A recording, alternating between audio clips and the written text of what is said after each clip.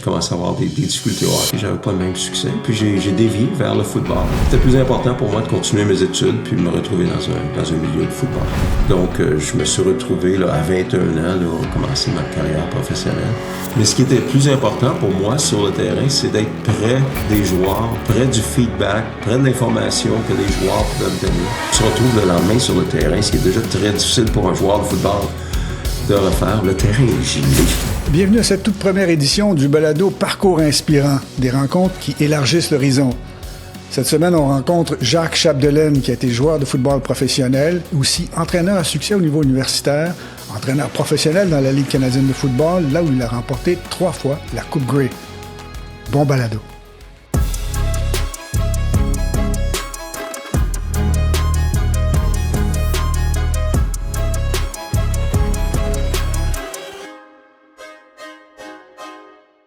Alors Jacques, premièrement, bonjour.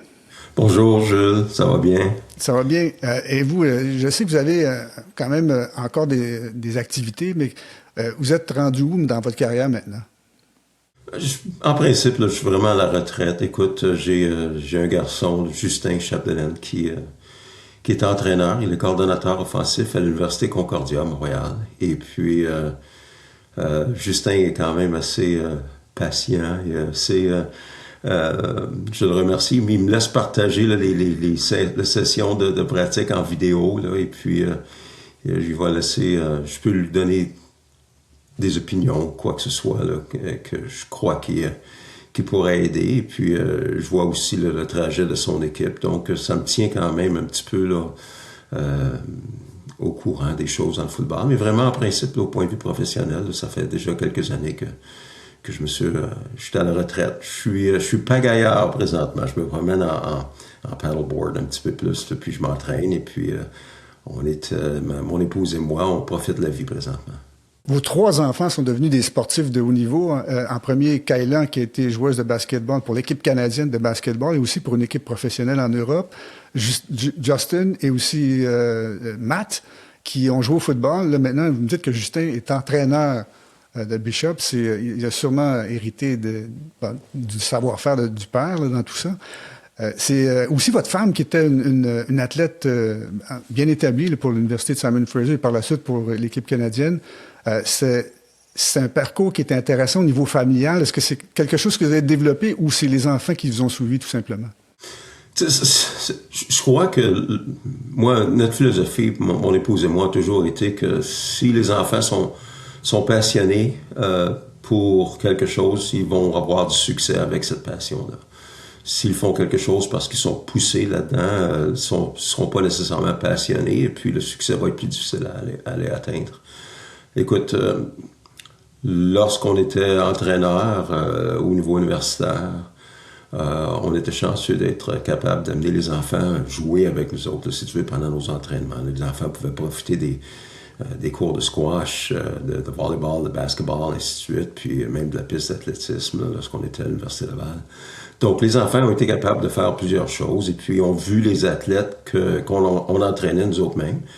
Je pense que c'est un rôle qui est quand même important. Là. Le rôle que les athlètes qu'on a coachés comme tels là, ont eu un impact assez grand sur nos enfants. C'est des athlètes qui ont partagé leur vie, qui ont partagé eux-mêmes leur ambition, leur passion pour le sport. Et puis, je pense que mes enfants ont vu ça et puis ont voulu suivre tout simplement ces choses-là. Il y a certainement un environnement propice au développement physique et mental. Et aussi, l'étincelle qu'on retrouve dans certaines personnes qui poussent loin leur carrière, c'est un peu ça là, qui me fascine. C'est des gens qui poussent très, très loin, comme vous d'ailleurs. Qu'est-ce qui a fait en sorte que votre fille, si je ne me trompe pas, votre fille, c'était la plus vieille de la famille, c'est la première qui a eu une carrière professionnelle, j'imagine? Oui, Kayla joue au basketball depuis quand même l'âge de 10-11 ans, et puis elle avait fait des camps. Lorsqu'on s'est retrouvés à la ville de Québec, lorsque j'étais entraîneur à l'Université Laval, elle a fait, si tu veux, le saut le plus important, là, que moi je vois, là, dans le sens qu'elle a démontré l'ambition qu'elle avait. Donc, nous autres, même si tous mes enfants parlent le français, là, nos enfants ont commencé l'école en anglais. Et puis, à Québec, Kayla est étudiante à QHS, Quebec High School, en anglais. Et puis pour se retrouver sur une équipe de plus haut niveau au basketball, elle a fait le saut dans une école privée francophone, à l'école Jésus-Marie. Donc pour elle, en secondaire 3, je crois, c'est quand même un gros saut. C'est quelque chose qu'elle faisait. Elle n'avait pas beaucoup de français à ce moment-là, parce qu'on parlait vraiment pas beaucoup en français à la maison. Mais elle se retrouvait dans un milieu francophone, une nouvelle école, une école privée qui mettait l'emphase non seulement sur les études, mais aussi sur le basketball. Et puis j'ai trouvé que, en faisant ça, elle me démontrait comme telle là, qu'elle avait quand même une étoffe qui était requise là, pour confronter l'adversité que tu peux avoir là, en tant qu'athlète, puis les défis que tu vas avoir plus tard dans la vie. Parlez-moi un peu d'elle. Elle a été sur l'équipe nationale de basketball, une équipe professionnelle aussi en Europe. Et maintenant, je pense qu'elle est entraîneuse aussi là, pour une équipe pour le nord-ouest des États-Unis. C'est quoi son parcours de façon générale? Oui, écoute, après, on s'est retrouvés dans l'ouest canadien là, après, pour qu'elle termine son école secondaire. Donc, elle s'est trouvée dans une petite ville près de Calgary qui s'appelle Okotoks. Et puis à partir d'Okotoks, elle avait fait l'équipe provinciale de l'Alberta. Elle avait commencé un petit peu là, son voyage, ses voyages avec l'équipe nationale. Et puis elle s'est retrouvée recrutée à l'Université de l'Oregon, où elle a participé en tant qu'étudiant athlète là, pendant 5 ans ou quelque chose comme ça. Et puis nommée capitaine de l'équipe, elle a eu quand même une belle carrière collégiale, universitaire, excuse-moi. Donc, elle s'est retrouvée après ça sur une équipe professionnelle en France, un an en France, dans le sud de la France. Et puis elle s'est retrouvée après ça en Slovaquie. Et puis là, je ne suis pas sûr si le nom va être correct, là, mais Armenia, dans l'Orient, si tu veux, un petit peu. Là, après. Donc elle a fini sa carrière là, elle se retrouve présentement en tant qu'enseignante. Elle coach des enfants de 10 à 11 ans présentement. Donc, elle n'a pas le même haut niveau. Elle s'est retrouvée avec une famille. On a 2 petits-enfants. Kyrie qui a 8 ans, Amory qui a 11 ans. Puis tu peux t'imaginer là, un petit peu, là, ces enfants-là commencent à jouer au basketball, au soccer, au softball. Là. Donc, les parents sont très occupés. Kayla adore son emploi présentement. Elle est enseignante. Elle enseigne l'anglais à des personnes qui arrivent. Là, elle demeure aux États-Unis. Elle a marié un Américain. Donc, dans la région de Seattle, elle enseigne l'anglais à des gens qui viennent de plusieurs pays, là, qui viennent se retrouver aux États-Unis pour faire une nouvelle vie. Et elle adore ce travail-là. Donc, en principe, on planifie un voyage en fin de semaine là, pour aller voir les parties de softball, les parties de basketball, des choses comme ça, de même à ce temps-ci de l'année. Ben, moi, je me rappelle de l'avoir interviewée il y a une dizaine d'années, ou à peu près, là, j'essaie de me rappeler, elle était encore pour l'équipe canadienne, mais aussi pour la Slovaquie. Elle me racontait qu'en Slovaquie, ils étaient tellement populaires qu'il y avait un groupe de partisans qui les suivaient partout sur la route. Oui. Alors, le basketball féminin connaît beaucoup de succès quand même depuis longtemps en Europe. C'est vraiment quelqu'un de passionnant et de passionné, mais aussi, vous avez d'autres enfants qui ont bien réussi. Je me rappelle de Matt qui s'exerçait avec l'équipe quand vous étiez entraîneur ou coordonnateur offensif, qui était un colosse receveur de passes. Est-ce que vous avez été fier un peu de sa carrière, de son développement, lui aussi? Ah oui, Matt, écoute, il a quand même suivi là, sa carrière jusqu'à la limite de ses capacités. Là. Et puis, il avait fait un parcours universitaire à l'Université de l'Alberta où il avait subi quelques blessures. Ça l'a empêché de finir sa carrière universitaire, mais il avait été capable de quand même se retrouver là, après avoir récupéré de ces blessures-là sur notre équipe d'entraînement là, avec les Lions de la Colombie-Britannique. Et puis, son parcours a été d'une année avec nous autres, et puis il s'est retrouvé après ça dans une autre situation. Et présentement, il est entraîneur du conditionnement et de l'entraînement là, pour l'université du Fraser Valley. C'est une petite université qui est ici à Abbotsford, en Colombie-Britannique, où il est responsable de toutes les équipes là, qui sont sous sa tutelle. Là. Donc, en principe, là, il fait les entraînements de musculation, le conditionnement, ainsi de suite, ainsi de suite. Donc, il se retrouve encore dans le sport et puis il peut partager, là, si tu veux, l'expérience qu'il a lui-même acquérie. Et puis même si il n'a peut-être pas eu le même niveau de compétition que qu'elle a eu, il a parcouru quand même là, un trajet qui avait été pas nécessairement facile. Donc, il peut partager avec les étudiants, là, les athlètes qui l'entraînent, là, une façon de négocier, si tu veux, là, des défis et puis les difficultés qu'ils peuvent avoir. Là. Donc, je suis très, très fier de Mathieu. Et puis, lui et son épouse sont en emploi à l'Université du Fraser Valley, font un très, très bel job là-bas. Oui, les universités ont une place importante dans votre vie, dans la vie de vos enfants, j'ai remarqué. Et vous, pour revenir un peu à votre carrière, vous avez commencé comme joueur de hockey. Est-ce que les gens savent ça? Ah, je sais pas. Écoute, la majorité des jeunes là, de ma génération là, ont joué soit au hockey, au baseball, puis même au soccer. Là. Et puis, évidemment, le soccer est devenu très, très, très populaire depuis ma jeunesse. Là.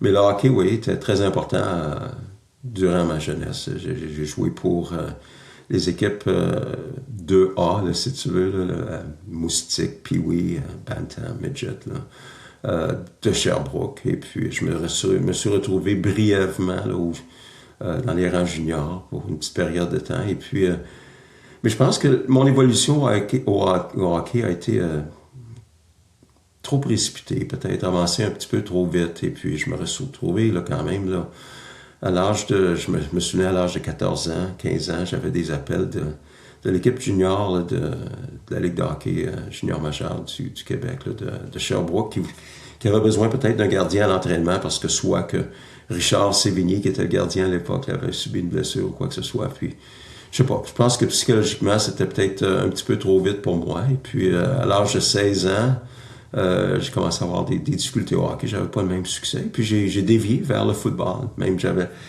c'était entre le football et le baseball, vraiment. J'avais été très chanceux au baseball là, d'avoir un très, très bon entraîneur. Le nom est Steve Oleschuk. Steve avait été entraîneur de notre équipe junior à Sherbrooke. Et puis, j'avais vraiment, là, tu parles d'étincelles, j'étais vraiment là, passionné pour le baseball. Ceci étant dit,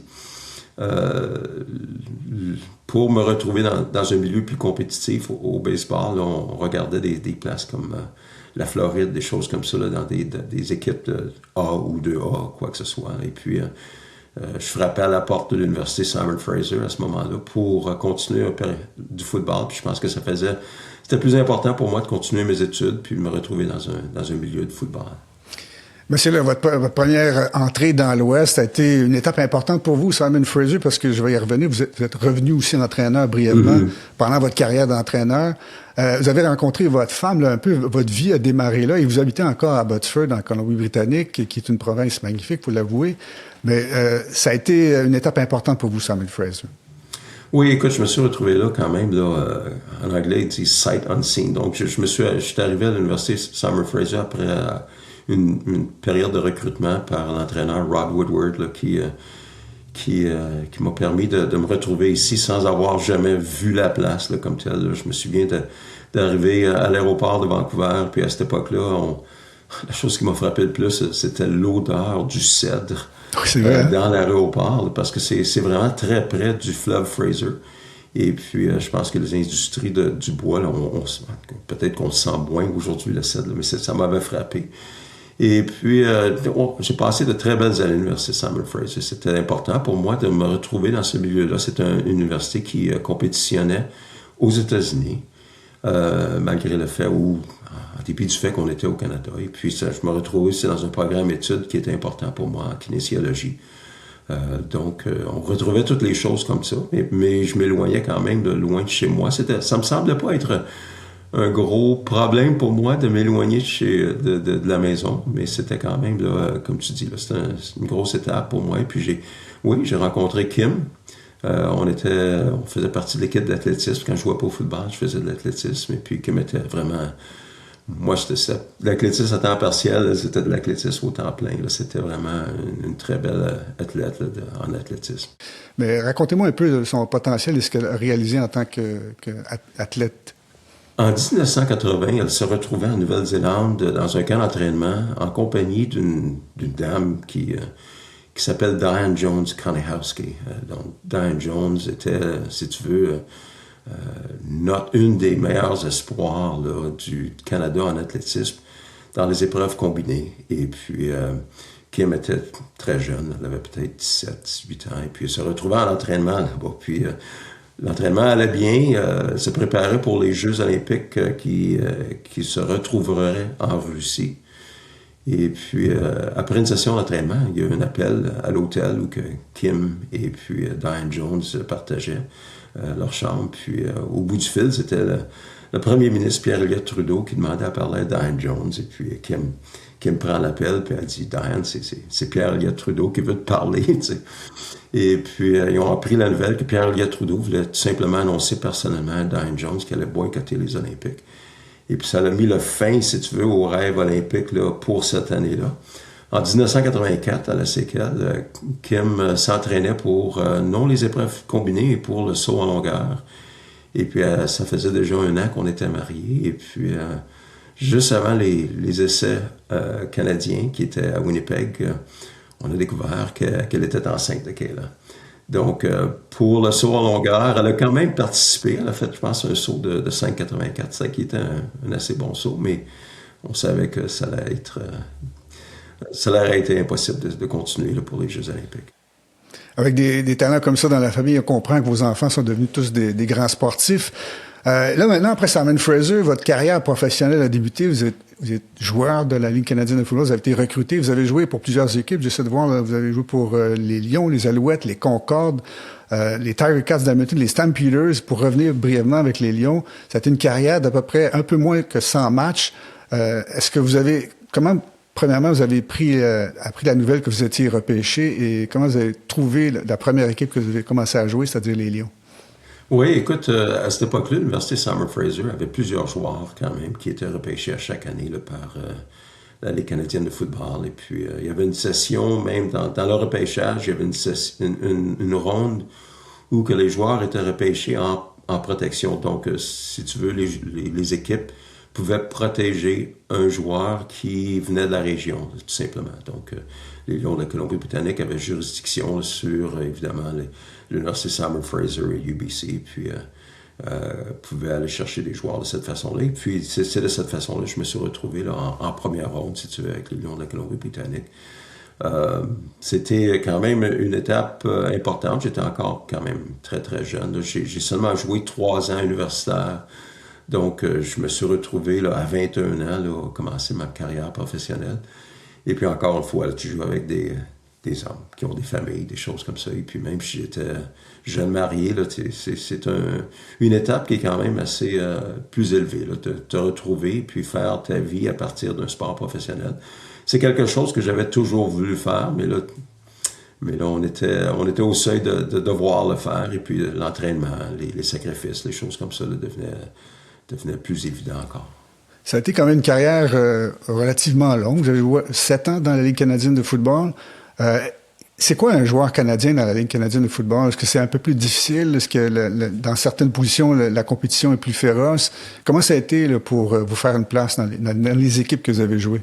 Oui, écoute, au début de ma carrière, là, les contrats n'étaient pas très élevés. Je sais que au point de vue du salaire. Là, donc, ma sœur était enseignante en éducation physique, puis elle faisait des meilleurs salaires que je faisais. Donc, à ce point de vue-là, là, c'était quand même un peu plus difficile là, financièrement de continuer. Et puis, tu devais vraiment vouloir jouer au football là, pour le faire. Puis, en plus de ça, les équipes étaient beaucoup... Il y avait moins de joueurs sur chaque équipe. Je pense qu'on avait une équipe là, qui comptait à la journée du match là, 34 joueurs seulement. Donc, aujourd'hui, on est dans une quarantaine de joueurs là, dans la Ligue canadienne à la journée du match. Donc, en ayant moins de joueurs, évidemment, il y a moins de chances de jouer. Les choses ont changé un petit peu dans le sens que, encore une fois, à mon époque, on jouait avec des joueurs qui étaient des joueurs d'impact américains là, qui devenaient la cible des jeux importants. Et puis, il y avait quand même de très bons Canadiens qui faisaient des jeux importants. Et puis, c'est là où que tu devais te débattre, là, si tu veux. Là, tu compétitionnais vraiment non seulement contre les Canadiens dans ton équipe, mais les Canadiens, des joueurs d'origine canadienne dans d'autres équipes aussi pour te faire valoir, pour avoir de meilleurs contrats, des choses comme ça. Et puis, je me suis retrouvé là, au bout de 2 ans à Montréal, après avoir être échangé. Là. Et puis, j'ai joué pour, les Concordes et les Alouettes. Oui, c'est un des rares joueurs à avoir joué pour les 2 équipes. On a changé de nom, là, à mi-cours. Là, et il y avait quand même plusieurs... je pense que l'équipe de Montréal connaissait des problèmes à cette époque-là. Et puis, malheureusement, je faisais partie des Alouettes lorsque les Alouettes ont ont fermé la porte aux opérations. Et puis, je me suis retrouvé à Hamilton. Et puis, c'est pas glorifiant quand même. Là. Hamilton, je me souviens d'arriver là-bas avec mon petit camion Nissan. Et puis, je demeurais au camping près du lac Ontario à Burlington, dans mon camion Nissan, pendant à peu près une semaine avant de pouvoir me retrouver un appartement, des choses comme ça. Donc, c'était pas facile, mais c'était quand même excitant de se retrouver dans un football professionnel. Après Hamilton, je me suis retrouvé à Calgary. Donc, j'avais été coupé de Hamilton. Ce qui se passait, c'est que un vétéran de plus de 5 ans dans la Ligue canadienne de football, s'il joue après à cette époque-là, c'était le 1er septembre. Lorsque tu joues après le 1er septembre, sous contrat, ton contrat devrait valide, là, même si l'équipe te coupait. Donc, pour sauver des sous, tout simplement, j'avais été coupé. Et puis, c'est sûr que ma performance avait peut-être indiqué ça aussi, là, mais je me suis retrouvé à Calgary pendant un bout de temps sur l'équipe d'entraînement, tout simplement. Puis c'est vraiment là que ma carrière a terminé. Là. Je me suis retrouvé... après Calgary, j'ai eu un emploi à l'Université Bishop's en tant que directeur des sports et puis entraîneur sur l'équipe de football. Et puis, ça me semblait un bon temps pour faire la transition là, à l'extérieur du sport professionnel. Justement, votre carrière d'entraîneur a commencé dans les carrières universitaires. C'était le cas avec Bishop. Vous avez été brièvement aussi avec Toronto. Vous êtes revenu avec Bishop. Ça a été formateur pour la suite parce que vous avez été entraîneur-chef du Rouge et Or. Et là, je passe rapidement, mais il y a des périodes où vous étiez coordonnateur offensif, d'autres vous étiez pour les unités spéciales. Ça a été formateur, Bishop, pour le reste de votre carrière? On avait un triathlon qui avait été commencé. On l'a fait pendant quelques années lorsque j'étais là-bas. On a fait des événements. On avait eu même un match de boxe, un gala de boxe à l'intérieur du gymnase. Et puis, on avait vendu toutes sortes de promotions, des choses comme ça. Donc, on avait quand même bien fait. Mais ça m'a permis d'apprendre plusieurs choses au point de vue de ce que j'aimais faire, puis de ce que je voulais faire. Et puis, après Bishop's, oui, je me suis retrouvé brièvement à Toronto dans une situation qui était intéressante. Wayne Gretzky, John Candy. Ah oui, c'est vrai. J'avais oublié cette partie-là. Oui, et puis un autre homme qui s'appelle Bruce McNall. Qui est devenu propriétaire des Kings Los Angeles. De l'équipe de Toronto. Avec un athlète quand même de renommée internationale qui s'appelait Rocket Ishmael. Un jeune homme qui faisait 4 millions de dollars à l'époque avec l'équipe de Toronto. Donc, c'est une année qui était intéressante, mais difficile. J'étais coordonnateur des unités spéciales. Ça n'a pas été facile. On s'est tout fait congédier après cette année-là. Est-ce que vous avez eu la chance de côtoyer un peu Wayne Gretzky ou John Candy? Vous pouvez nous en parler un peu? On les voyait pas de ma position comme tel. On les a vus au camp d'entraînement. Quand John Candy et Wayne Gretzky sont arrivés au camp d'entraînement qui se tenait à l'Université de Guelph, c'était tout un événement, évidemment. Et puis, il y avait plusieurs choses. Mais en tant qu'entraîneur adjoint, tu es tellement occupé. Tu travailles là, sur 4 à 5 heures de sommeil à chaque soir. Tu as des choses à faire durant toute la journée. D'aller rencontrer John Candy ou Wayne Gretzky, c'était peut-être pas la priorité là, sur les choses que je voulais faire pendant ces journées-là. Ceci étant dit, il y avait quand même un gros mot à dire dans les opérations d'équipe. Oui. Ben, c'est qu'ils ont amené un apport d'argent anormal pour la Ligue canadienne de football, ce qui a aidé l'équipe. Moi, j'ai regardé tout récemment un reportage sur John Candy qui se nomme « I Like Me », qui était presque triste à regarder tellement qu'il a connu une belle carrière, une carrière qui s'est terminée de façon triste. C'est quelqu'un qui a marqué l'histoire. Alors, je vais revenir un peu à ce que vous avez réussi à faire par la suite. Vous avez été engagé par le Rouge et Or. Je ne sais pas tout de suite comme entraîneur-chef, mais vous avez laissé votre marque de façon... J'ai été chanceux de me retrouver. C'était ma première position en tant qu'entraîneur-chef. Donc, les gens là-bas, monsieur, qui faisaient partie là, du conseil administratif de l'Université Rouge et Or. Il y avait un partenariat, là, si tu veux, qui existait, qui avait été...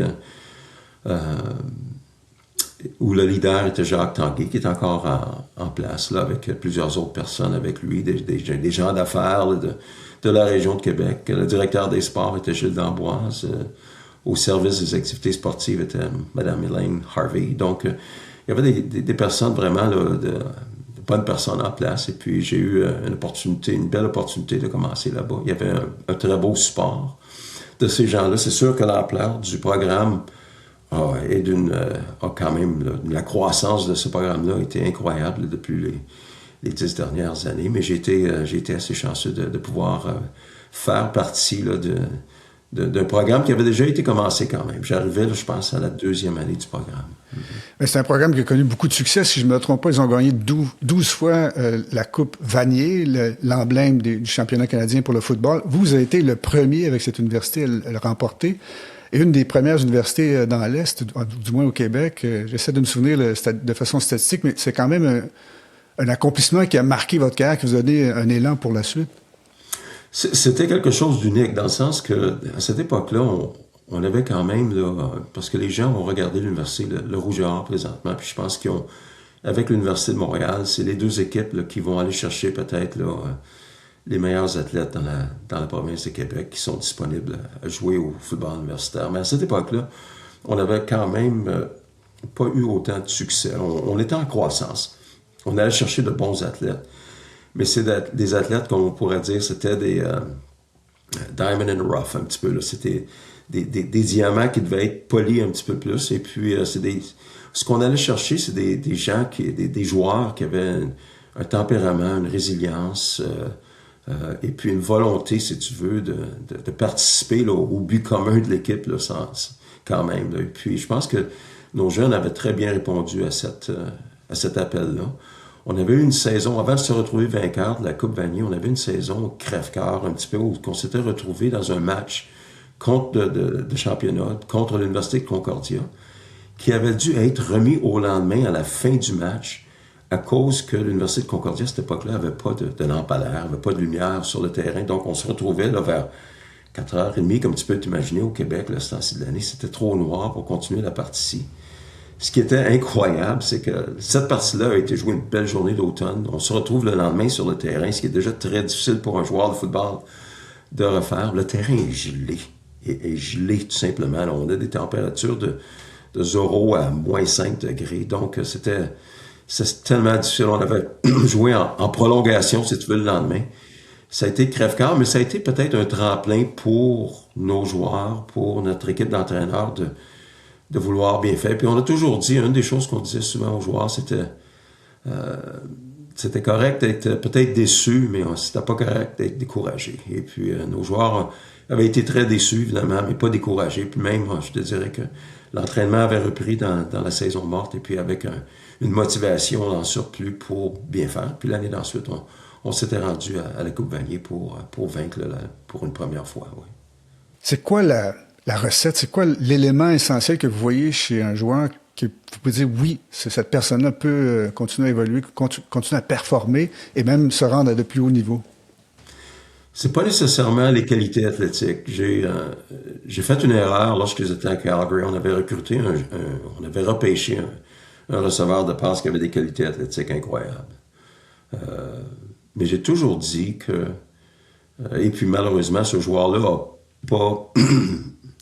il nous a pas donné les retombées qu'on avait été recherchées. Et puis, plusieurs années après, on s'est retrouvé dans une situation où on a eu la chance de recruter un autre joueur qui avait peut-être pas les mêmes qualités athlétiques, qui avait des bonnes qualités athlétiques, mais qui était une personne différente un petit peu. J'ai toujours dit que, au point de vue des équipes, ce qui est important, c'est que, oui, des bons athlètes vont faire de bons jeux, mais les bonnes personnes, qui sont aussi de bonnes athlètes, vont faire des bonnes équipes.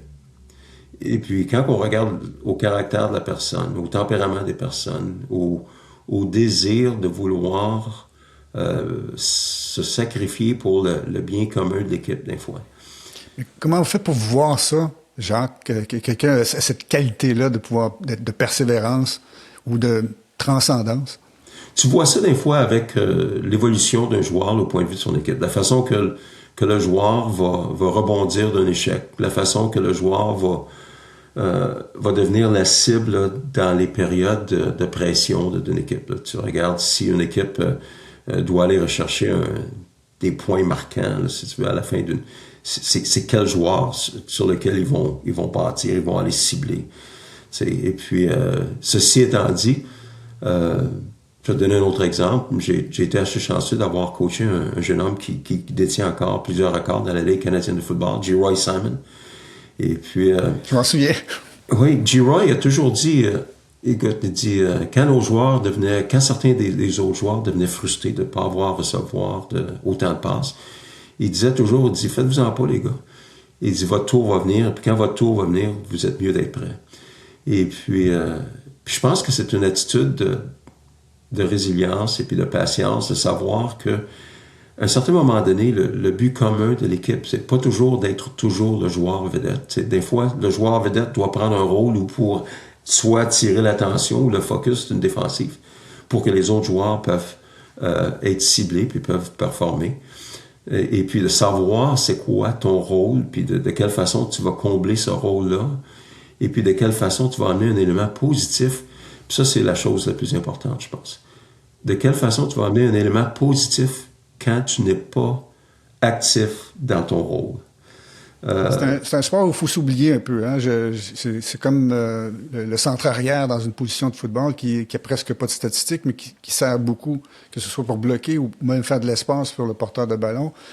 Il y a plusieurs positions comme ça au football. C'est un sport où il faut vraiment être un bon athlète, mais aussi s'oublier là, pour les statistiques personnelles. Au football, je pense que c'est un des sports ultimes là, d'équipe, là, dans le sens que tu as tellement de joueurs sur une équipe qui ont tous des personnalités un petit peu différentes, des attributs différents, et puis d'être capable de consolider toutes ces choses ensemble pour fonctionner en tant qu'une unité là, entièrement. Ça demande quand même des personnes qui ont un tempérament qui veulent le faire. En tout cas, je l'ai remarqué au cours de la carrière que j'ai vécue. Il y a des joueurs qui sont marquants, il y a des joueurs qui ont des grandes personnalités, il y a toutes sortes de gens qui jouent au football. La capacité que vous avez eue à de les pousser à leur maximum, c'est peut-être un peu ça là, qui a fait en sorte que votre carrière continue. Je vais revenir un peu encore à votre carrière parce qu'après votre brève carrière universitaire, vous avez commencé comme entraîneur dans la Ligue canadienne de football pour plusieurs équipes. Avec les Stampeders de Calgary, oui. J'avais commencé avec Wally Buono, oui. Qui a été avec vous pendant quelques années par la suite avec les Lions de la Colombie-Britannique. Avant de commencer, Wally Buono, c'est l'entraîneur qui est le plus titré de la Ligue canadienne de football, qui a le plus de victoires du moins. Qu'est-ce qu'il y avait de particulier? Qu'est-ce qu'il vous a appris? Écoute, Wally va aussi te dire, non seulement il y a le plus grand nombre de victoires, mais aussi le plus grand nombre de défaites. Et puis, je pense que c'est un signe d'humilité et puis de sagesse de comprendre que tu seras pas toujours vainqueur. Tu vas avoir des périodes difficiles sur lesquelles tu vas devoir travailler, persévérer, puis trouver des choses. L'autre chose que Wally avait quand même, c'est un homme qui allait chercher là, le meilleur de chaque individu, et puis il y avait sa façon de le faire, et puis il y avait une façon très humaine de le faire. Je pense que les gens voulaient travailler pour lui, et puis voulaient bien faire pour lui quand même. C'est un bon leader de cette façon-là. Mais il pouvait être intimidant par moment. Pour l'avoir interviewé à quelques reprises, ça a pris quelques années avant qu'il puisse se réchauffer avec moi pour les entrevues. Est-ce que c'est une technique qu'il utilisait, l'intimidation, ou c'était tout simplement sa personnalité? Ah, ça c'est une bonne question. Écoute, je pense que une des choses que tu dois faire en tant que leader, c'est que tu dois quand même tirer une ligne, comme tu le fais si tu es un père de famille, une mère de famille, quoi que ce soit. T'sais, le titre ou le mot « maman » n'est pas le mot « ami ». Et puis, c'est deux mots différents. Des fois, en tant que maman ou papa, tu dois tirer la ligne pour, non seulement, je ne veux pas dire intimider, là, mais pour dire, OK, c'est pas une relation nécessairement qui est basée entièrement sur des choses plaisantes, des fois. Et puis, des fois, tu dois tirer la ligne pour dire, OK, on dit non présentement parce que c'est la meilleure des choses pour toi. Puis je pense que Wally était coach. Coach, ça ne veut pas dire être ami. Et puis, même s'il y avait des bonnes relations avec les joueurs, des fois, le coach doit prendre des décisions difficiles. Et puis, dans un monde où les personnalités sont quand même, comme tu l'as dit, des fois un peu quand même assez grandes, où que les égos là, sont plus hauts un petit peu, tu dois avoir une confiance puis une présence qui demande là, un niveau d'autorité qui est différent un petit peu. Il faut avoir entré une fois ou deux dans un vestiaire de la Ligue canadienne de football pour sentir que c'est une salle remplie d'athlètes qui ont quand même une personnalité forte, mais aussi qui sont des fonceurs et qui ont des qualités physiques exceptionnelles. C'est des gros bonhommes. Ça a été marquant, j'imagine, pour vous parce que vous avez joué. Là, je veux revenir aussi au début. Vous avez gagné la Coupe Grey en 2001, je ne me trompe pas, la première fois. Vous en avez gagné 3 dans votre carrière. Est-ce que ça a été, ça a été marquant? Comment vous êtes senti la première fois que vous avez remporté la Coupe Grey? Oui, mais écoute, on avait quand même... Moi, personnellement, après avoir remporté la Coupe Vanier ou faire partie d'une équipe qui avait remporté la Coupe Vanier, le cheminement vers un championnat d'équipe est très important. Tu sais, j'ai toujours fait un parallèle un petit peu là, avec mes athlètes, dans le sens que si tu t'en vas en voyage de famille en quelque part, là, puis on prend les gens au Québec qui vont se retrouver sur la côte est peut-être des États-Unis ou bien en Gaspésie ou quoi que ce soit. Ton premier voyage de famille que tu vas aller faire, t'auras peut-être pas t'arrêteras peut-être pas aux meilleures places. Ce sera peut-être pas le meilleur aubaine ou le meilleur restaurant ou le meilleur hôtel ou le meilleur site de camping ou la meilleure plage ou quoi que ce soit. Mais la deuxième année, tu vas avoir appris des choses et puis tu vas savoir, tu vas avoir un meilleur trajet, un meilleur parcours, un meilleur plan de voyage ou que tu vas dire, ben, on va arrêter là parce que c'est plus beau, c'est moins cher, la valeur est meilleure et puis on va se rendre un peu plus loin dans notre voyage. On va avoir une plus grande richesse à partir de notre voyage. Puis je pense que c'est de ce côté-là. Quand tu arrives dans des équipes qui se rendent dans des championnats, puis on voit là en fin de semaine, ou pas en fin de semaine, dans 2 semaines, on va voir le Super Bowl, les équipes qui ont eu la chance d'avoir un certain nombre de joueurs qui ont fait ce parcours-là ont une expérience qui est difficile à reproduire là, pour d'autres équipes qui n'ont peut-être pas le même nombre de joueurs qui ont eu cette expérience-là. Donc, de se retrouver dans une situation où on avait gagné notre Coupe Grey en 2001, il y avait quand même plusieurs éléments sur l'équipe. On avait un coordonnateur offensif, on avait Wally, on avait des personnes en défensive qui avaient été dans des championnats de la Coupe Grey. Puis ça, c'était vraiment quelque chose de très important. Et puis qui nous permettait, on regardait, puis permettait d'apprendre un petit peu de quelle façon on devait cheminer cette chose-là. Donc, je te dirais pas que c'est facile après la première, mais au moins tu peux reconnaître certains signes, tu peux reconnaître certaines choses qui vont te permettre de dire, bon, on est sur le bon trajet. Tu sais, là, on est plus éduqué, on est plus instruit à faire les bonnes décisions ou à éliminer certaines choses. Par la suite, vous avez été aussi entraîneur des corps arrière des unités spéciales, si je ne me trompe pas, ou du moins, vous avez été rapidement coordonnateur offensif pour les Lions de la Colombie-Britannique, encore une fois avec Wally Bruno. Ça a été de bonnes années. Vous êtes resté, je ne me trompe pas, quand très longtemps, là, pendant presque une dizaine d'années avec les Lions de la Colombie-Britannique, avec succès aussi. Rendu là, est-ce que vous avez participé un peu à la façon de façonner l'équipe ou c'est tout simplement le directeur général, Wally Buono, là, qui s'occupait de trouver les joueurs ou vous développez les joueurs? Qu'est-ce qui est la facette importante de votre position? Oui, non. Ce qui était bon, c'est que Wally puis le directeur général à l'époque, les gens, reconnaissaient, si tu veux, nos habilités puis nos connaissances nous laissaient participer là, au développement des joueurs. Donc, certainement, eux autres arrivaient, ils nous présentaient ce qu'ils avaient découvert en tant que recrutement ou dépistage. Là, et puis, ils disaient, bon, qu'est-ce que tu en penses? Est-ce que ce joueur-là peut combler les choses qu'on recherche là, au point de vue de notre équipe? Et puis, après ça, on avait quand même un certain mécanisme là, au point de vue des pratiques et puis des sessions d'entraînement qui nous permettaient de prendre ce joueur-là puis de développer. J'ai été chanceux en Colombie-Britannique, on avait des joueurs comme... on avait commencé avec Dave Dickinson qui avait déjà été établi, mais après ça, on a eu Casey Printer, Buck Pierce qui est maintenant entraîneur-chef avec les Lions. Et puis donc, Casey, Printers, Buck Pierce, c'est tous des joueurs qui sont arrivés. Travis Lulay, Mike Riley, Jarris Jackson, c'est tous des joueurs qui sont arrivés par la suite où j'ai eu la chance de pouvoir travailler avec. Et puis, je pense que j'ai eu au moins un petit rôle dans leur développement. Et puis, ça a été intéressant de voir leur acheminement. Des fois aussi, tu dois t'interposer. Je me souviens que quand je suis arrivé en Colombie-Britannique, la perception de Wally Buono sur Geroy Simon était que, bon, Geroy, c'est juste un autre joueur. C'est un autre joueur comme tous les autres. Et puis j'ai dit non, Geroy, c'est un gars qui est spécial. Puis j'ai dit, il va être le centre, le focus de nos receveurs, puis ça va être un joueur très, très, très spécial. Le même discours, c'est poursuivi pendant 2 années. À chaque année qu'on revisait l'équipe, Wally, qui était aussi gérant général, qui était le gars qui payait les salaires continuait de dire Ah, G-Roy, c'est juste un autre joueur. Puis à la 3e année qu'on était là, finalement, G-Roy, Wally dit, il arrive dans la même réunion après l'année, puis il dit, tu sais, il dit, en autant qu'on lance le ballon à G-Roy, on va être correct. Fait que ça a pris 3 ans à changer la perception, mais c'était important quand même. Je me souviens de 3 noms, moi, dans l'équipe. Il y a eu, vous l'avez mentionné brièvement, Travis Luley et Mike Riley, qui est arrivé un peu après, si je me trompe pas, mais qui étaient des athlètes extraordinaires, qui étaient capables de tout faire, en fait. C'est pour ça que vous les utilisiez de façon quand même abondante là, dans les matchs, mais est-ce que vous avez remarqué tout de suite que ces gens-là, ces athlètes-là, avaient des qualités exceptionnelles?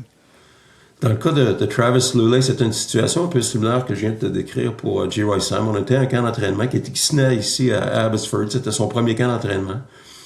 Et puis, on était dans les quelques premiers jours du camp d'entraînement, là, qu'on commençait vraiment. Et puis, on avait eu quand même des sessions de lecture, là, au point de vue des carrières avant le camp d'entraînement. Mais il arrive, puis il performe sur un jeu, il prend le ballon. Le jeu était ciblé vers la droite. On avait quelque chose de bien vers la droite, mais il y avait quand même des tracés complémentaires là, à la gauche. Et puis, on était en position, on appelle parapluie ou shotgun, là, comme on dit en anglais. Il prend le ballon, donc il doit avoir les yeux sur le ballon jusqu'à ses mains. Et puis, prend un pas, puis lance le ballon vers la gauche avec succès. J'ai dit, pourquoi tu as lancé le ballon à la gauche? C'était un bon lancer, c'était une bonne décision, mais qu'est-ce qui t'a fait prendre cette décision-là? Il dit, juste avant la remise du ballon, avant que le ballon soit dégagé du centre, j'ai remarqué le safety, le maraudeur, se déplacer vers ce coin-là. Après ça, quand le ballon c'est arrivé dans mes mains, j'ai regardé, puis du côté gauche, la défensive a produit un certain écart. Puis en prenant mon premier pas, j'ai vu ce qui s'est passé, puis j'ai décidé de lancer le ballon. Puis là, je me suis dit, on a quelque chose de spécial ici. Puis cette soirée-là, dans l'évaluation des joueurs, on avait des évaluations de joueurs, là, du personnel de joueurs à chaque soirée. Wally avait dit, parce que Travis n'avait pas un bras très, très, très fort. Il lançait pas le ballon avec une grande vélocité, mais c'était comparable un petit peu avec ce que Dave Dickinson, qui a quand même une carrière incroyable. Et puis, il dit, on devrait couper Travis Luley, il n'a pas un bras assez fort pour nous permettre de gagner. J'ai dit, non, attends une minute. J'ai dit, laisse-moi t'expliquer un jeu aujourd'hui qui s'est passé. J'ai dit, je pense qu'on doit attendre un petit peu. Vous aviez vu d'avance qui était capable d'analyser le jeu, même dans le feu de l'action, comme rarement on peut le voir, pas juste une réaction instinctive, il était capable de prendre des décisions logiques par rapport à ce qu'il y avait devant lui, c'est ça? C'est ça, puis en tant qu'être un joueur de première année qui se retrouvait dans une position où il devait faire l'équipe, avait beaucoup de pression sur lui, avec une première expérience dans le football canadien avec du jeu à 12 joueurs. Et puis, toutes sortes de choses qui étaient quand même assez nouvelles pour lui, là, se retrouver dans une position que plusieurs joueurs très expérimentés étaient incapables de faire. Donc, je me suis dit, regarde, on a quand même quelqu'un qui a une bonne tête sur ses épaules. Là. Il vient de prendre une décision qui est difficile à aller chercher. Je pense qu'on fait une erreur si on l'élimine tout de suite. Là. On doit lui permettre, donner la chance au coureur pendant un bout de temps. Ouais. Alors, vous avez eu un rôle à jouer avec la dernière Coupe Grey que vous avez remportée, parce que c'est Travis Luley qui était le carrière. C'est en 2011, si je ne me trompe pas, qui avait joué un rôle extraordinaire, qui avait même eu une course de 64 verges durant le match, un record qui tient toujours pour un carrière. Vous avez eu un rôle à jouer au début de sa carrière, c'est ça? Ben, on a toujours des rôles à jouer jusqu'à un certain point, mais tu parles de la victoire de la dernière Coupe Grey en 2006 que j'ai participé. En 2011. Le rôle des fois est d'écouter aussi ce qui se passe alentour de toi. Et puis dans cette partie-là, je me souviens, Jarris Jackson, il était un carrière substitut. Et puis on s'est retrouvé dans une période pendant le match où ça arrive, là, où que l'offensive était peut-être un petit peu plus au neutre.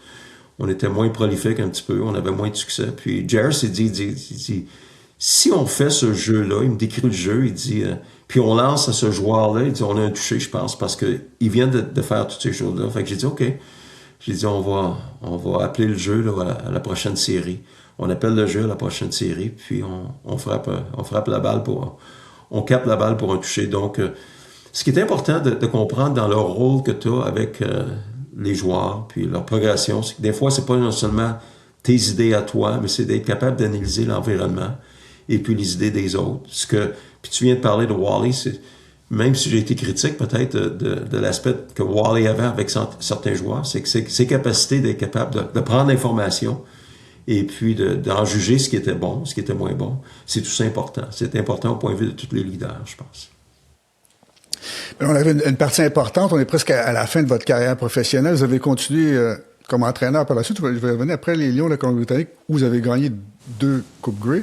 Mm-hmm. Vous avez été engagé à Montréal comme entraîneur-chef, qui est quand même un poste important là, pour un francophone. C'était une aventure qui n'a pas duré longtemps, mais est-ce que ça a été important pour vous? Est-ce que vous avez senti que vous aviez un impact là, dans la ville quand vous êtes arrivé? Écoute, la façon que je me suis retrouvé en tant qu'entraîneur-chef, c'est que la saison auparavant, j'avais été élevé en tant qu'entraîneur intérim, entraîneur-chef par intérim. J'avais remplacé Jim Pop, qui était en place comme entraîneur-chef. Et puis, on avait eu quand même une bonne fin de saison. Les propriétaires avaient décidé ou le propriétaire à l'époque avait décidé de vouloir m'élever à la position d'entraîneur-chef.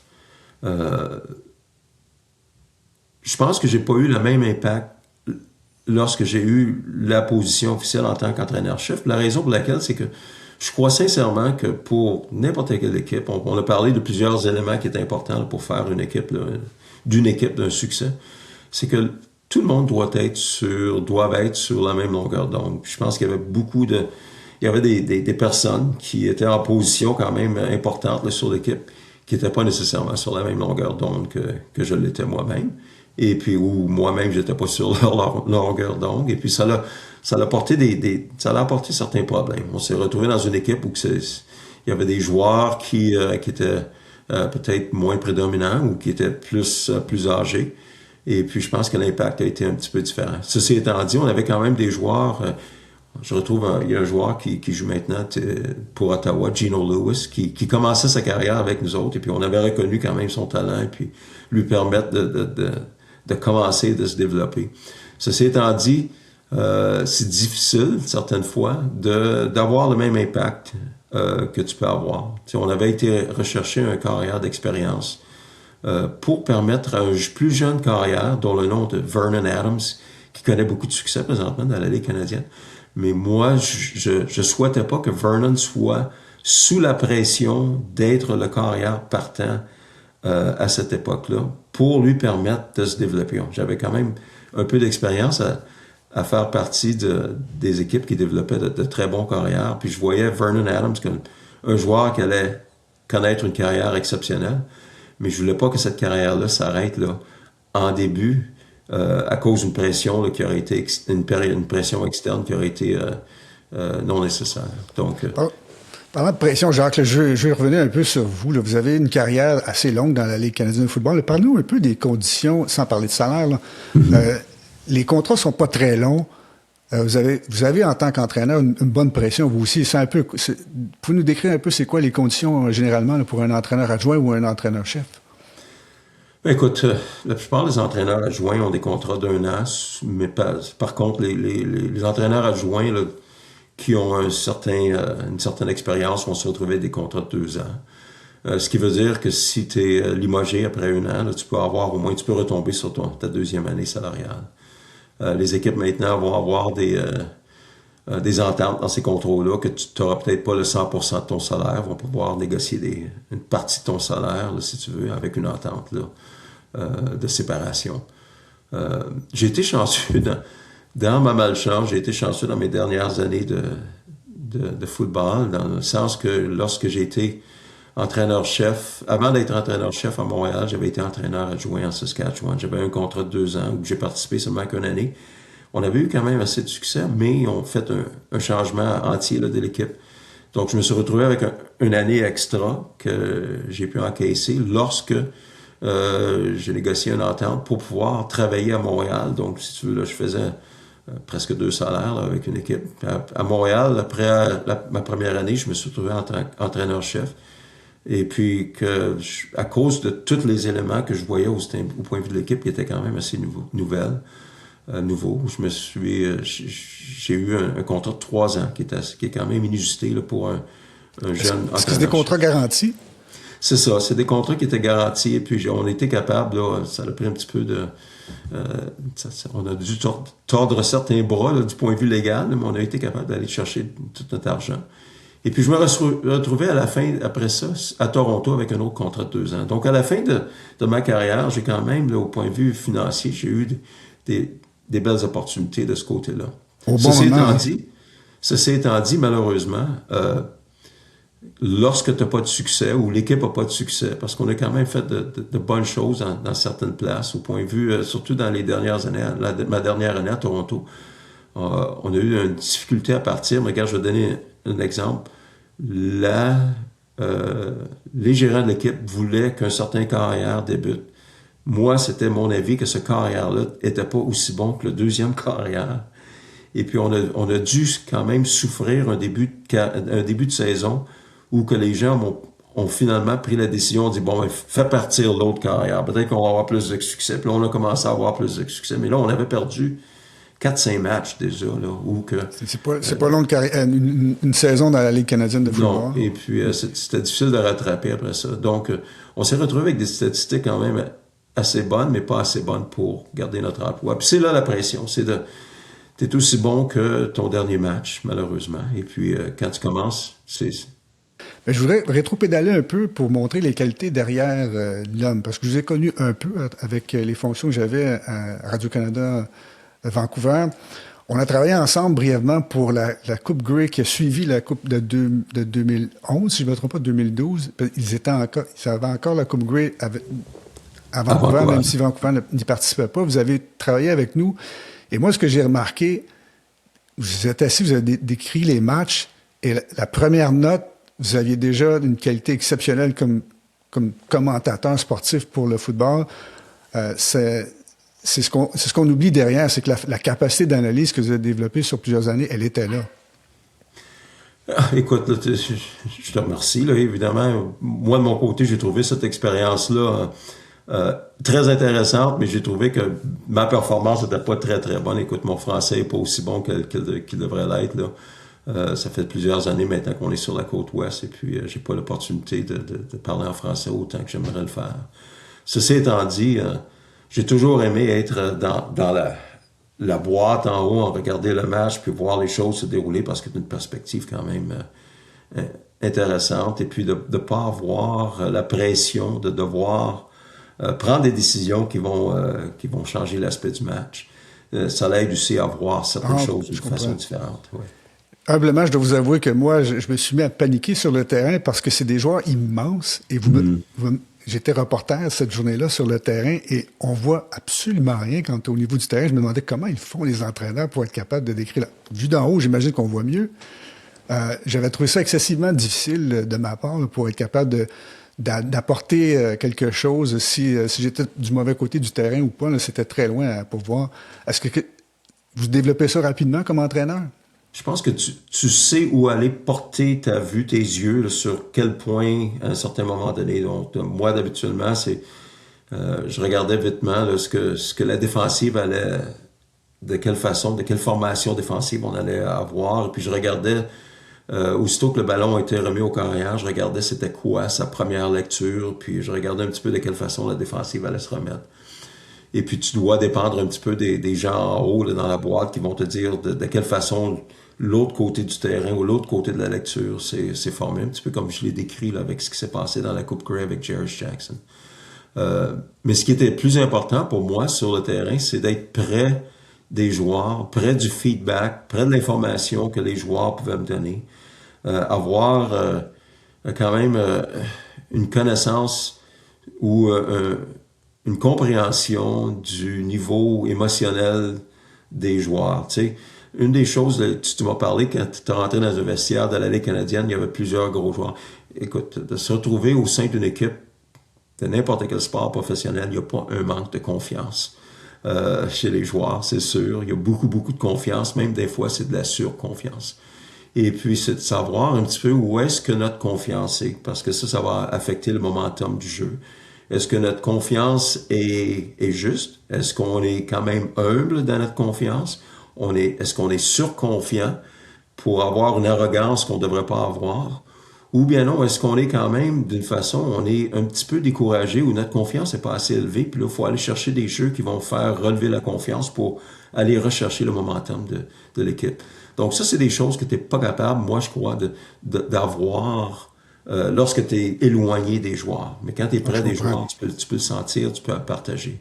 Je me rappelle au début de votre carrière ou de moi, de ma carrière dans l'Ouest, il y avait un joueur francophone, on ne le nommera pas, mais qui avait reçu 3 fois une passe et il l'avait échappé 3 fois de suite. Ça peut être dur pour la confiance. Est-ce que, même des fois, on s'en remet pas de ce genre de choses-là dans une équipe professionnelle où on n'a pas la chance de retourner sur le terrain? Est-ce que vous aidez aussi à les bâtir, ces confiances-là? Oui, je pense que c'est important de savoir si est-ce qu'on est capable de réparer le niveau de confiance au point de vue soit du match tel quel, ou bien en pratique, de revenir, dire OK, on va s'asseoir un petit peu, puis on va prendre un pas de recul pour pouvoir en prendre 2 par en avant la semaine prochaine. C'est de comprendre un petit peu le pourquoi des choses, puis de toi-même d'avoir confiance en tes joueurs. Écoute, j'ai appris il y a plusieurs années que s'il n'y a pas de confiance, il y a de la méfiance. Et puis, donc, si tu n'as pas confiance en tes joueurs, tu commences à être méfiant de tes joueurs. Puis ça, c'est pas vraiment une situation où que ça va... tu vas faire croître, tu vas faire grandir des choses positives. Donc, c'est la même chose pour le joueur. Si lui-même n'a pas confiance en ses moyens, il va être méfiant de ses moyens, il va perdre sa confiance, évidemment. Et puis, tu ne veux pas avoir cette situation-là non plus. Quand vous voyez quelqu'un qui manque de confiance, est-ce qu'il y a une recette possible pour essayer de la rebâtir si vous voyez quand même le potentiel?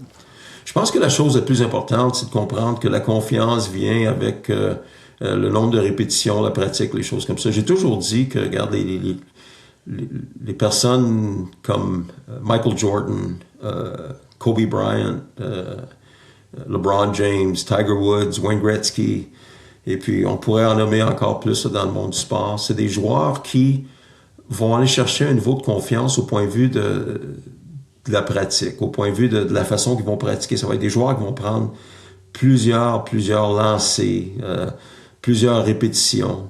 Puis c'est des joueurs qui vont être capables malgré cette confiance-là qu'ils vont avoir, d'avoir l'humilité de savoir qu'ils ne sont pas encore au niveau qu'ils aimeraient l'être encore. Donc ça, c'est une balance entre la confiance et l'humilité. Là. C'est une balance, un équilibre qui est difficile à aller chercher parce que des fois, la confiance va aller chercher la surconfiance, va aller accéder à la surconfiance, puis tu deviens un petit peu arrogant dans tes choses. Mais si tu as l'humilité de savoir que bon, les choses vont bien, mais je dois encore commencer à travailler sur d'autres facteurs, sur d'autres paramètres, tu vas gagner encore plus de confiance. Quand tu perds l'élément d'humilité, c'est là que tu commences à perdre ton contrôle sur ta confiance. C'est un peu ça que je décèle.